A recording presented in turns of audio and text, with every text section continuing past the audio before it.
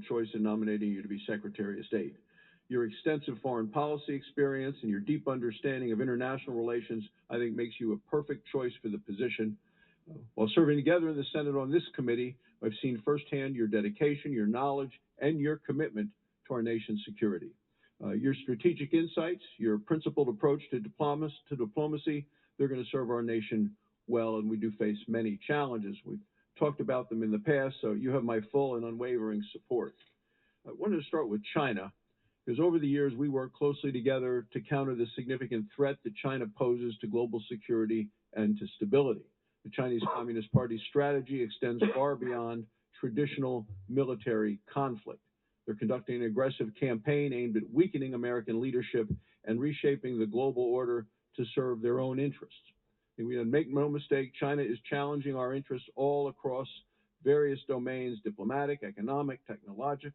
They're playing the long game, and I think we have to respond with equal resolve and a strategy.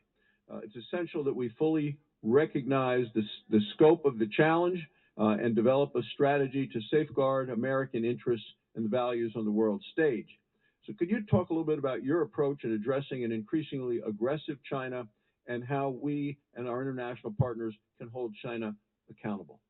Well, and as I pointed to earlier, it's an important question because I think it's definitional to the century. I really do. I think the 21st century will be defined by what happens between the United States and China. The Chinese have basically concluded that America is sort of a tired great power in decline, that they are on a path over the next 20 or 30 years to naturally supplant us, irrespective of what happens. And I think their preference is to not have any trade and or armed conflict in the interim, because I think they might interrupt what they believe is a natural progression. I don't share that view. I think they have some significant domestic challenges.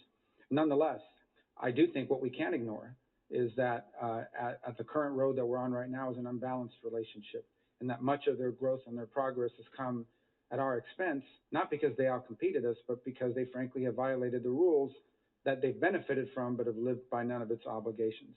So I think the first begins with a recognition that China is and will continue to be a rich and powerful country, and we will have to deal with them. It's in the interest of global peace and stability that we have to deal with them. By the same token, we cannot find ourselves in a situation in which we allow them to continue to flaunt the rules in order to undermine us economically and or industrially, nor can we allow them to undermine our alliances and our presence in different parts of the world. For example, I think it is clear that on that path towards what they view as their rightful place as the world's preeminent power, they want to establish preeminence in the Indo-Pacific.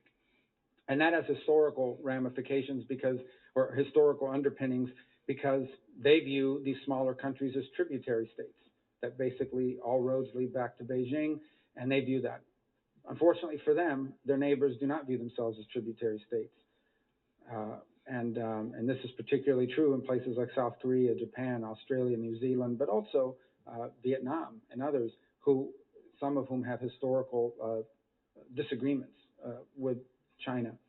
So at the core of our strategy has to be twofold. Number one, ensuring that there is a proper geopolitical balance between the United States and China to avoid any sort of conflict that could be deeply destabilizing and worse for the world, but at the same time ensuring that it doesn't come at our expense, that we don't find ourselves in a world in which we are dependent on China, or any foreign power for that matter, for the raw materials that we need, for the ability to make medicine, for the ability to fuel our economy, the ability to feed ourselves or our people.